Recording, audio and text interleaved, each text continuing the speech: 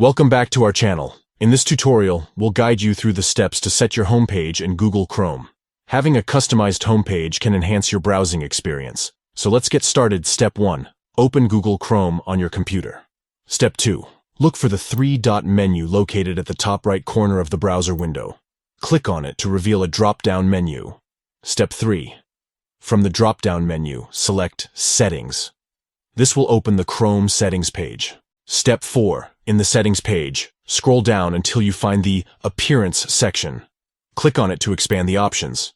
Step 5. Within the Appearance section, you'll find an option labeled Show Home button. Toggle the switch to the on position.